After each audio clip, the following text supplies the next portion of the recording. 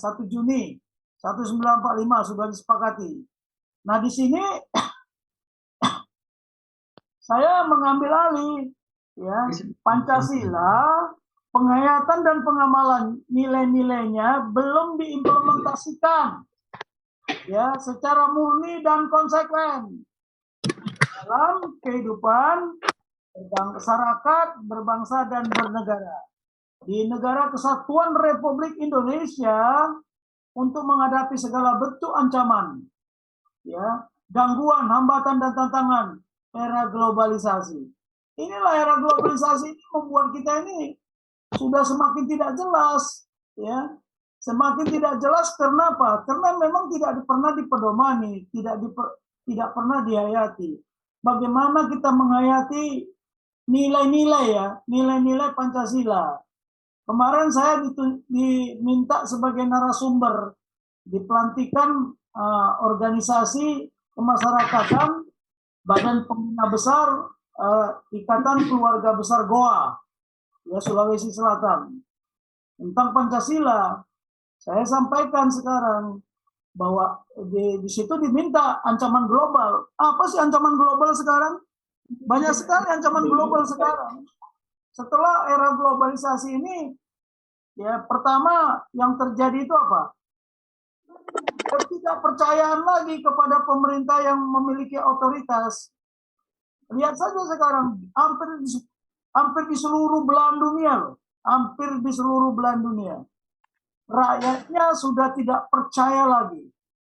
Ya, tidak percaya kepada sang pemimpin atau kepemimpinan yang berkuasa, yang diberi mandat oleh rakyat. Ya, itu. Yang kedua, sekarang terjadi apa? Pembunuhan budaya nasional. Ya, banyak sekali lah yang menjadi ancaman atau tantangan ketika era globalisasi ini melanda seperti tsunami. Ya, masih ada lagi budaya budaya massal yang sedikit salah sudah diancam, penggal. Jadi budaya kekerasan itu semakin muncul, dan celakanya kita ngomong toleransi, tetapi tidak toleransi, intoleransi. Ini terlalu banyak ya masalah yang kita hadapi saat ini. Tetapi kembali lagi, kemarin yang paling berbahaya adalah konflik paradigma dan konflik terminologi. Nah, muncul paradigma baru sekarang ini, tiba-tiba ya muncul paradigma yang mengharuskan orang masuk ASN, alih status, harus melalui tes wawasan kebangsaan. Nah, ini ada konflik lagi. Konflik apa? Kita memerlukan tes wawasan kebangsaan, iya. Tetapi kita lebih memerlukan kompetensi dong harusnya. Ya, kalau tes wawasan kebangsaan itu karakter, oke. Tetapi kan apakah semua anak bangsa ini sudah punya karakter yang kita katakan Pancasila itu? Justru di akhir zaman ini malah kita sekarang konflik antara mereka yang berideologi Pancasila dan mereka yang berideologi khilafah. Nah, yang begini-begini ini harusnya menjadi perhatian semua anak bangsa lah ya. Saya sudah membuat judul buku, ya nanti kita tayangkan juga. Judul bukunya apa? Satu-satunya ideologi Pancasila adalah satu-satunya ideologi bangsa Indonesia. Dan ya, amanat pembukaan konstitusi Undang-Undang Dasar 1945 adalah satu-satunya konstitusi berbangsa dan bernegara. Bukan yang lain. Nah, ini bukan yang lain itu kita sudah tahu lah. Nah, kalau kita memang tadi terkait dengan masalah tes wawasan kebangsaan, paham nggak apa itu tes wawasan kebangsaan? Saya kira dari 250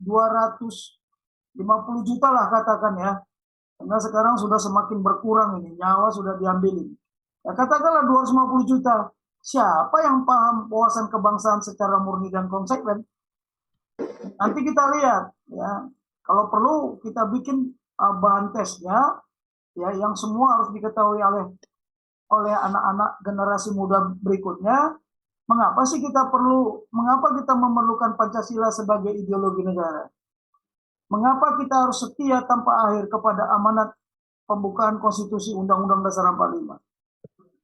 Nah, kemarin sudah saya sampaikan juga kan, amanat saja, pembukaan saja sudah diganti-ganti. Jadi kayaknya ada paradigma suka-suka yang tidak ada benchmarkingnya, tidak ada standarnya. Dari awal kan sudah saya bilang, apakah tes wawasan kebangsaan ini by design, ada skenario di belakangnya, kita kan dari awal kan belum tahu. Tiba-tiba kalau ada tes wawasan kebangsaan, saudara saya juga ada satu yang nggak lulus itu, tapi ya kita nggak ribut-ribut, diam-diam aja. Ya ada satu itu Marga Tobing nggak lulus juga itu. Ya udahlah, biarkan aja. Tapi ngapain kita ribut-ribut? Ya kan nggak pun di situ kita nggak jadi anggota KPK juga, kita bukan berarti kita nggak makan kok atau kita mati. Ya kan, bukan harus melalui KPK juga kita mengawasi kegiatan kegiatan korupsinya para koruptor. Ya, oke lah. Saya tadi mencoba, waduh besok 1 Juni ya. Ini pas malam Senin giliran saya, makanya tadi pagi saya dengan tim saya kerja, tolong buatkanlah 76 tahun Pancasila. Kok sampai saat ini implementasi kenapa belum dilaksanakan secara murni dan konsekuen dari sejak kita merdeka sampai hari ini. Nah sekarang persoalan di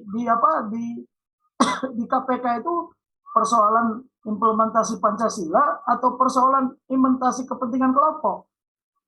Ini yang perlu menjadi pertanyaan kita.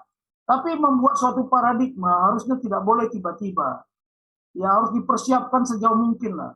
Makanya kan kemarin sudah saya katakan, tadi Pak Dio Tambunan sudah mengutak-utik. Ya kan kita sudah katakan kemarin, ada 10 paradigma. Ya, dasar cita paradigma nasional. Sejak kebangkitan nasional, kita sadar bahwa kita ini ada suatu bangsa yang punya identitas nasional, tapi sekarang kan coba diobok-obok, diganti dengan kebangkitan khilafah, karena ada terang nasional ideologi itu. Nah, kemudian diikuti oleh Sumpah Pemuda, ya, Sumpah Pemuda, satu nusa, satu bangsa, satu bahasa, persatuan Indonesia. Kemudian dengan adanya satu Sumpah Pemuda itu memotivasi siapa? Semangat para pejuang kemerdekaan, para perintis kemerdekaan yang pada saat itu lebih baik mati dengan debu daripada dijajah dengan damai. Kan itu dulu ada semangat itu. Lebih baik mati dengan debu kemerdekaan, ya kan? Nah, semangat itu masih ada enggak? Saya curiga. Saya khawatir, jangan-jangan sudah luntur, bahkan sudah tergerus. Ya kita lihat aja lah sejak reformasi ini. Nilai-nilai ya yang ada di dalam Pancasila itu sudah tergerus. Bahkan kenapa? Karena munculnya kerawanan kritis. Ya. Nah, coba lihat. Kita dulu para founding fathers ya dan mothers kita itu udah sepakat bahwa Pancasila itu adalah ideologi. Kemarin saya sempat diskusi juga sama dosen yang katanya ahli ideologi. Ya, saya tanya, ide itu apa? Logi itu apa? Loh, ide itu kan dari pikiran kita, pikiran para founding fathers. Dia mempunyai ide. Ya, ide itu diwujudkan dalam kata-kata.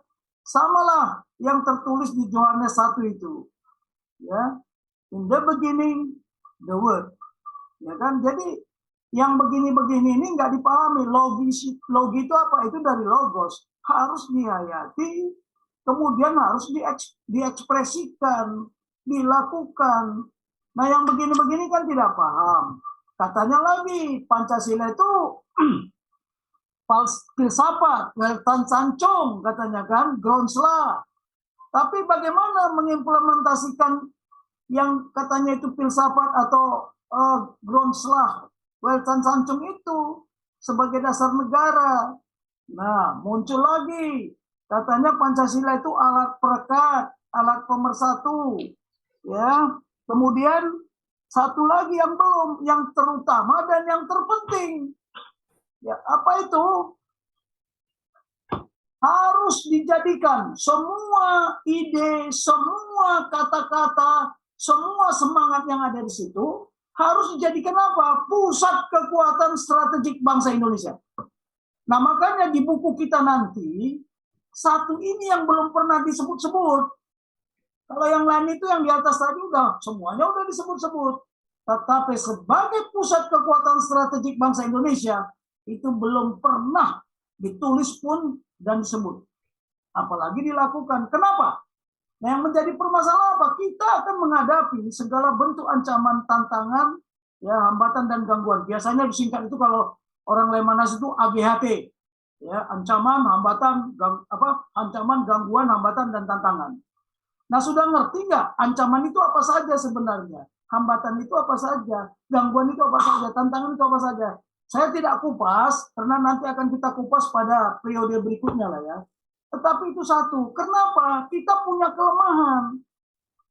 Bangsa ini harus punya yang namanya pusat kekuatan, yang kalau bahasa strategiknya center of gravity, strategic center of gravity. Nah, operasional center of gravity, ya, kearifan lokal. Jadi saya katakan kemarin saya di suku Bugis, suku bangsa Bugis itu punya pusat kekuatan sendiri. Suku bangsa Jawa punya pusat kekuatan sendiri. Suku bangsa Batak punya pusat kekuatan sendiri. Bagaimana pusat kekuatan ini diwujudkan menjadi satu pusat kekuatan strategik yang namanya apa? Semangat persatuan dan kesatuan keindonesiaan. Nah, ini kalau sudah kearap-arapan, gimana negara ini? Nah, sekarang kemarin kita udah kupas ya. Kasus apa? Israel Palestina. Ya, karena tidak mengambil keputusannya tidak berdasarkan benchmarking yang kita miliki, ya, baik itu sebagai dasar negara, baik the way of life bangsa ini, akhirnya apa? Sekarang bangsa ini terpecah nggak? Semangatnya udah terpecah. Ini yang paling bahaya. Udahlah. Kalau saya mau katakan mindset dengan semangatnya terpecah, udah parah. Itu kemarin kita dengar apa? Di Papua itu menari-nari, mengibarkan bendera Israel. Nah, sementara di bagian lain mengibarkan juga bendera apa? Bendera Palestina. Loh, sekarang pertanyaan, tahu nggak bangsa ini? Tahu nggak anak bangsa? Apa makna bendera? Apa makna bendera? Nah, ini kita coba, ini harus tahu ya, jangan nanti sampai kita nggak tahu. Mengapa ketika bendera dibakar, itu maknanya luar biasa. Nah, dulu kalau kerajaan bertempur dengan kerajaan, pasti kerajaan itu, rajanya itu, di samping rajanya itu ada yang, di samping panglimanya itu selalu membawa bendera. Nah, ketika benderanya sudah direbut, otomatis kalah. Tapi ketika benderanya belum direbut, dia terjun sampai ke laut, itu belum kalah. Nah, ini masalah bendera-bendera ini gawat ini. Ya, tahu-tahu bendera merah putih dikibarkan pula di Palestina sana, sama berdampingan sama bendera Palestina. Ini paham nggak anak bangsa? Itu wawasan kebangsaan juga. Jangan dikira itu tidak wawasan kebangsaan. Ya, kenapa bendera merah putih itu harus dinaikkan pada saat setiap tanggal berapa? Kemudian setengah tiang kalau ada kalau ada pahlawan yang harus dihormati, itu maknanya luar biasa. Tapi anak-anak mengerti nggak? Nah, itu salah satu wawasan kebangsaan yang tidak dipahami. Nah, kelakuan kita aja yang hebat-hebat itu belum paham wawasan kebangsaan, terus bagaimana generasi berikutnya? Ini yang perlu diketahui ya, karena kita akan menghadapi, kita punya kelemahan, tapi saya dulu pernah dimarahin gara-gara saya buka seminar tentang ini. Jenderal Topeng, Anda membuka kelemahan kita dong. Anda membuka pusat kekuatan kita. Loh, saya bilang, kita sendiri nggak tahu di mana pusat kekuatan kita. Sementara lawan tahu nggak? Oh, lawan tahu. Oh, ini kekuatan bangsa Indonesia. Oh, ini kelemahan bangsa Indonesia. Mari kita hancurkan bangsa Indonesia lewat kelemahannya. Nggak perlu dikirim bom kemarin sama 10 kendali, kita udah hancur sendiri. Lihat aja. Nanti kan semuanya akan menjadi fakta kan, apa yang kita peranggapkan hari ini. Nah, ini terkait dengan Pancasila ya. Jadi kita bilang ini the way of life, apa segala macam, tapi pelaksanaannya enggak. Jadi beginilah, Pancasila ini sebagai pusat kekuatan bangsa Indonesia untuk menghadapi segala bentuk ancaman ini di era globalisasi. Hal ini dikarenakan apa? Bangsa Indonesia, ya, bangsa dan negara kesatuan Republik Indonesia masih memiliki kerawanan kritis yang kalau di dalam bahasa strategi disebut critical requirement. Nanti kita kupas critical requirement itu apa, kerawanan kritis itu apa. Kita masih memiliki kerawanan kritis, banyak sekali kerawanan kritis bangsa dan negara ini. Kalau kita bilang, apakah negara kesatuan Republik ini sudah final? Seperti Australia, seperti Filipina, Papua Nugini yang kecil itu sudah final dia. Malaysia, Singapura, sudah final. Kita udah final belum? Kalau sudah final nggak bergejolak di dalam, justru kita bergejolak di dalam ini, konflik internal ini lebih luar biasa saya lihat dibandingkan serangan dari luar. Justru konflik di dalam bakal mengundang apa? Pasukan dari luar masuk ke Indonesia dengan alasan apa? Melindungi bangsanya, melindungi warga negaranya. Jadi melindungi juga orang-orang yang mau suaka. Yang begini-begini kan nggak dipikirkan, cobalah. Jadi kalau invasion, sekarang ini kalau invasion itu kan harus ada pernyataan perang kedua belah pihak negara. Ya kedua negara dan setuju PBB. Yang begini-begini kan sudah diatur dalam hukum perang. Nah tapi sekarang gara-gara konflik di dalam kita mengundang apa? Dari luar. Lebih berbahaya lagi, ya. Nggak tahu kita nanti nih 2024 sudah jambang pintu, ya. Sekarang para partai-partai politik sudah pasang kuda-kuda, bahkan di dalamnya sendiri terjadi gesekan ya, proksi. Nah, jadi kita masih punya kerawanan kritis yang dulu udah saya sampaikan sebenarnya. Apa kerawanan kritis? Karena masih ada sekelompok anak bangsa ingin mengubah ideologi Pancasila yang sejak dulu mereka perjuangkan, tetapi hampir berapa tahun, 75 tahun ini kok masih belum terlaksana ideologinya. Dan sekarang setelah reformasi, ya ini sudah by design sebenarnya, tanpa sadar kita. Ya. Kemudian kita, kalau dari pakar strategi itu mengatakan apa? Kalau kita mau membangun sebuah kekuatan, kita cek dulu apa kemampuan kritis kita, critical capability. Nah, tadi saya dengar ya, mohon maaf saya terlambat, tapi tadi saya juga di WA-kan. Bang, itu sekarang udah ribut masalah apa? Masalah alutsista. Karena biayanya sampai 1.200 berapa triliun itu. Loh kenapa rupanya? Tadi ada sebenarnya abang kenapa nggak ngikuti? Waduh, terlalu banyak yang harus dipikirkan saya bilang. Katanya di DPR, Menhan dipanggil, tapi Menhan nggak hadir.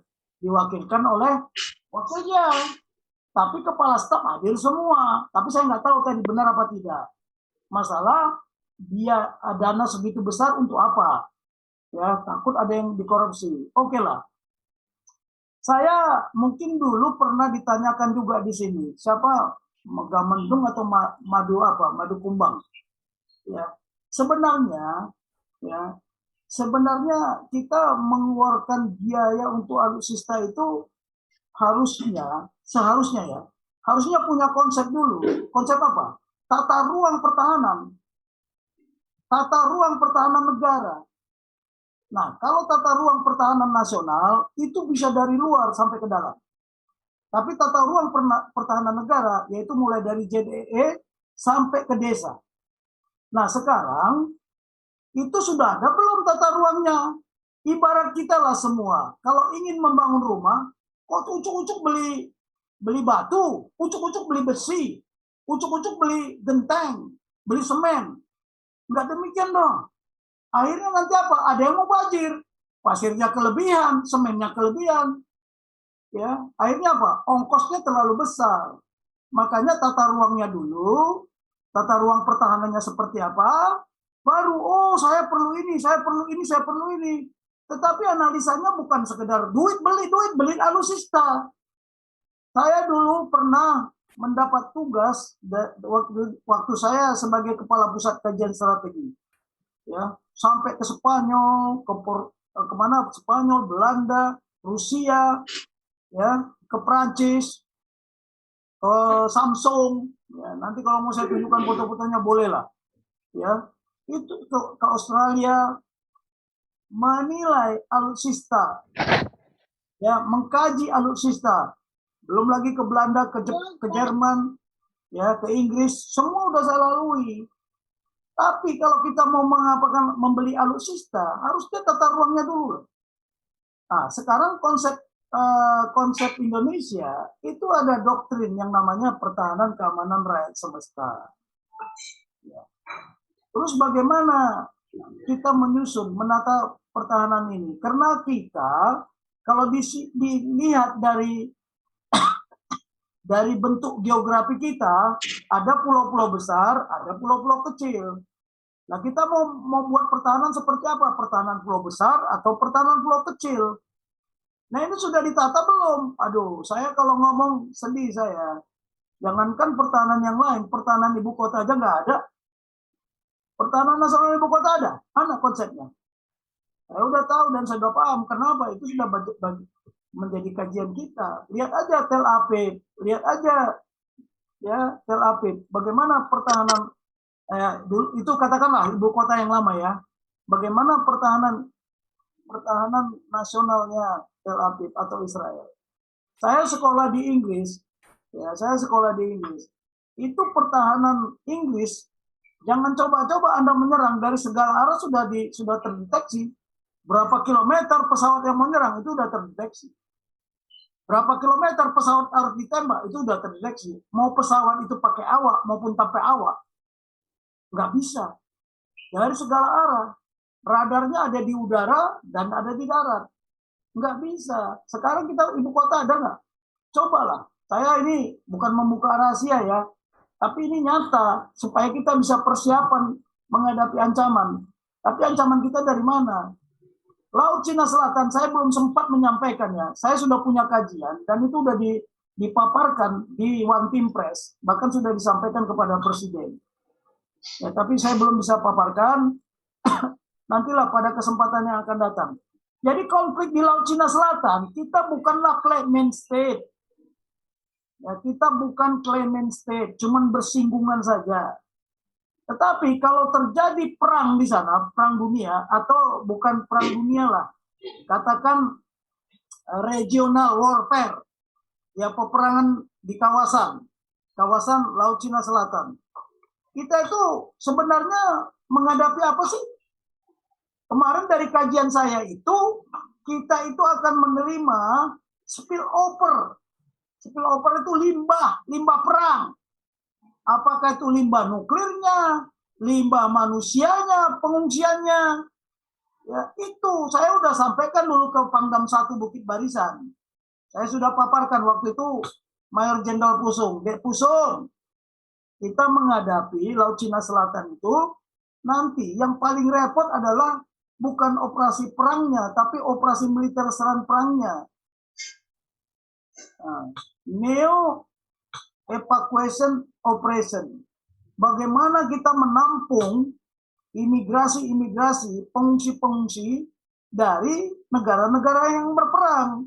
Lo lihat aja contohnya kan sudah lesson learned sudah bisa kita ikuti waktu perang Vietnam. Berapa orang yang harus kita tampung di Galang sana, di Medan sana.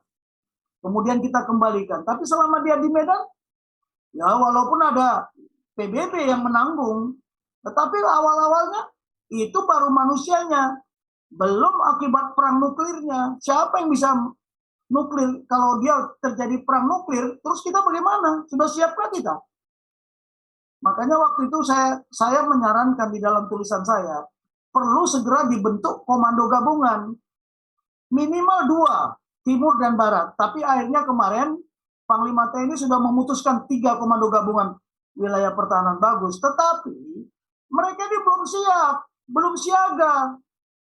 Jangankan bagaimana pasukannya disiapkan, doktrinnya aja belum siap. Kemudian pasukannya sekarang, apakah sudah menyatu itu darat, laut, udara? Mau dipimpin jadi satu. Masih ada terjadi gesekan karena paradigma baru ini sebenarnya bukan baru. Dulu sudah punya kita. Dulu ada 6 kowilan. Diperas menjadi 4 kowilan. Yaitu komando gabungan itu. Jadi supaya tidak terjadi apa?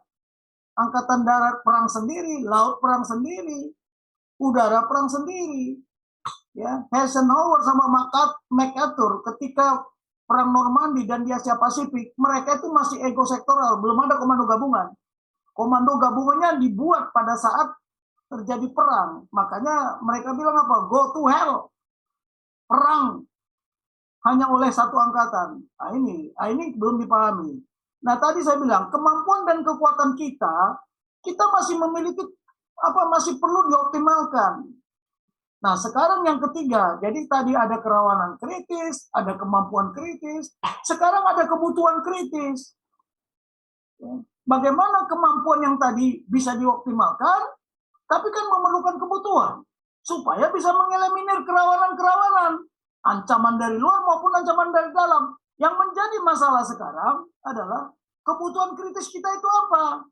Makanya kemarin sudah saya sampaikan, tapi pencerahan dan pengkayaannya, sharingnya itu belum selesai. Kita sekarang ini membutuhkan apa?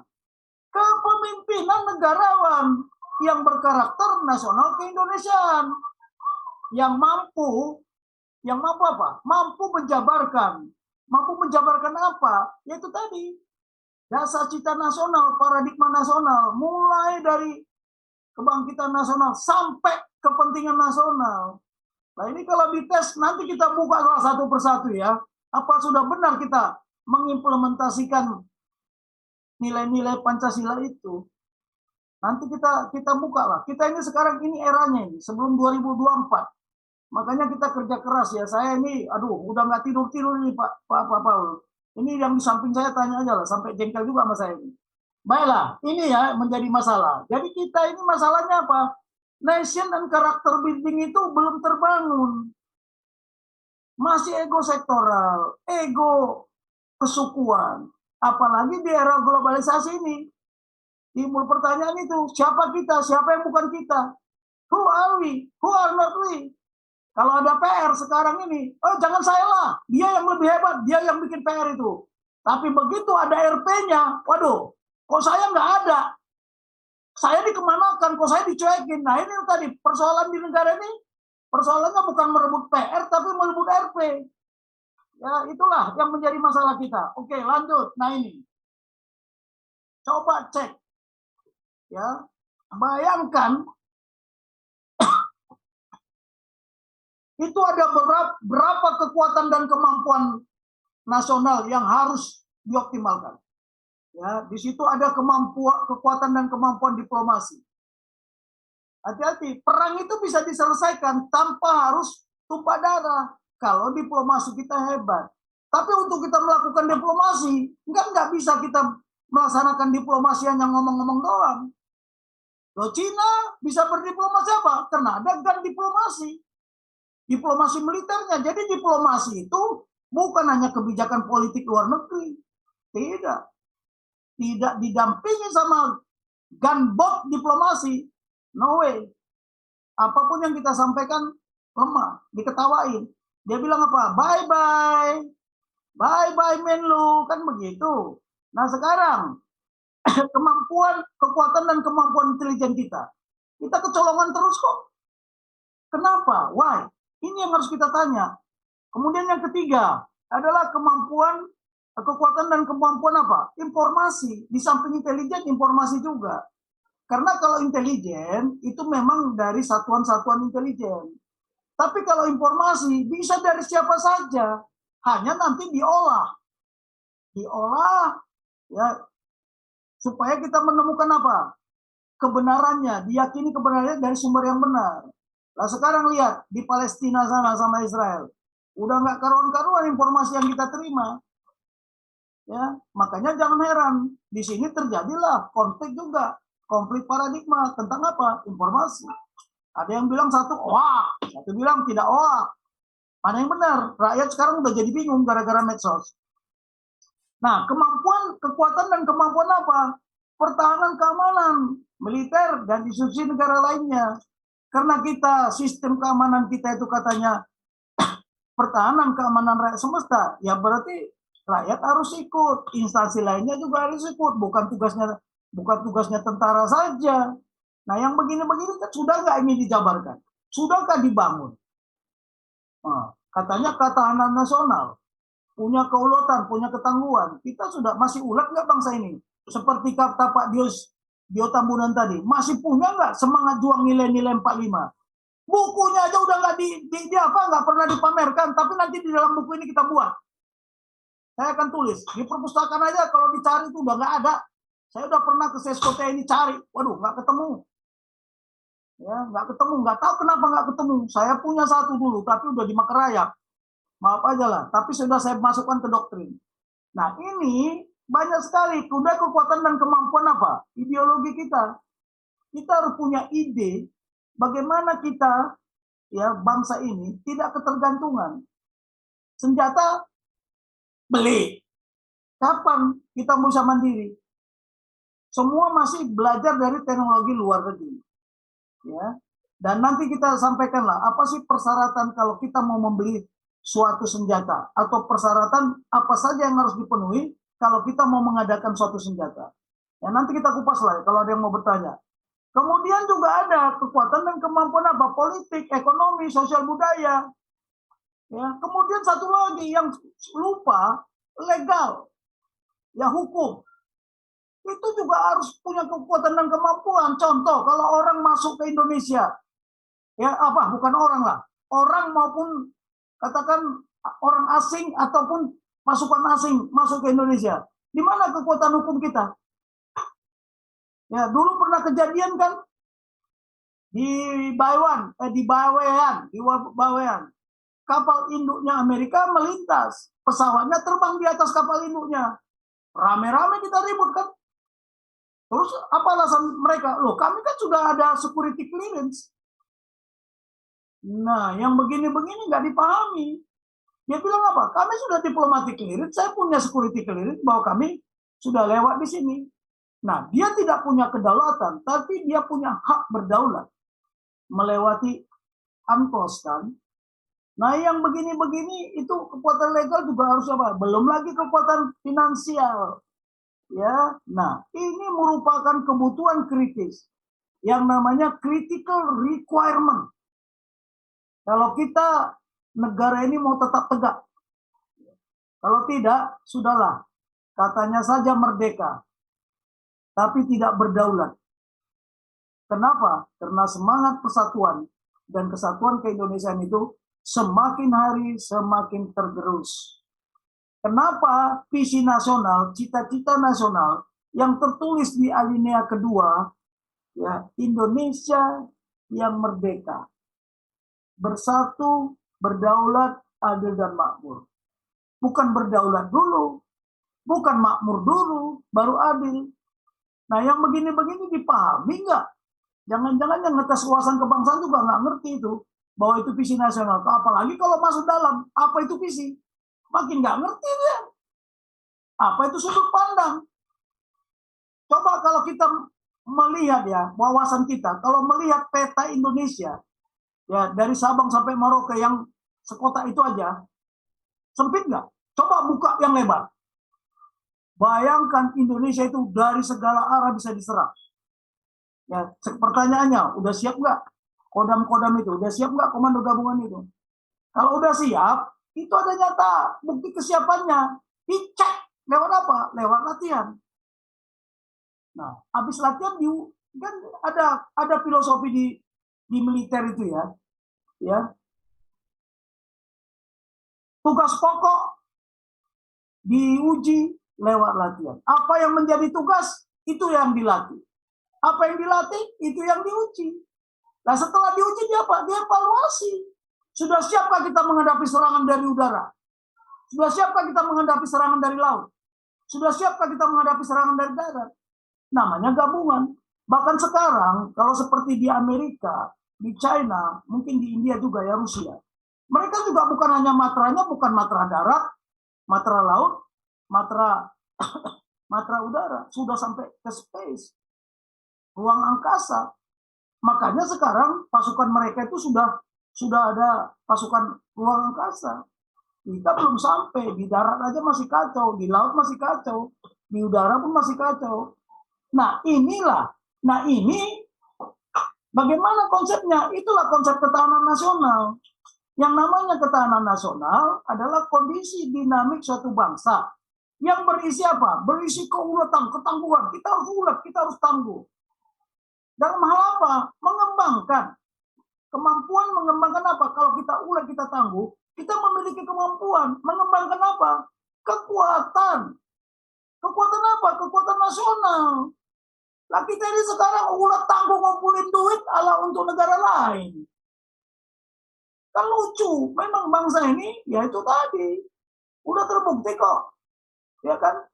Udah terbukti. Saya kemarin nyampaikan bagaimana suku-suku bangsa itu membangun pusat kekuatannya ya berdasarkan kearifan lokal, berdasarkan pengalaman mereka, bagaimana mereka menjadi suku bangsa yang kuat. Itu nanti menjadi apa? Kalau diakumulasi, itulah semangat persatuan kesatuan keindonesiaan. Ya, orang Aceh beda, orang Batak beda, orang Padang beda, orang Irian beda, Maluku beda. Tapi mereka punya pusat kekuatan sukunya. Ini yang harus dihimpun, dijadikan satu. Itulah yang menjadi karakter kita. Oke lah ya. Sekarang kita masuk ke ini. Karena nanti bicara pusat kekuatan nggak ngerti lagi. Sebentar Pak Jenderal, supaya jangan kepanjangan. Materinya berat soalnya. Ini lebih berat dari yang kemarin. Sebentar.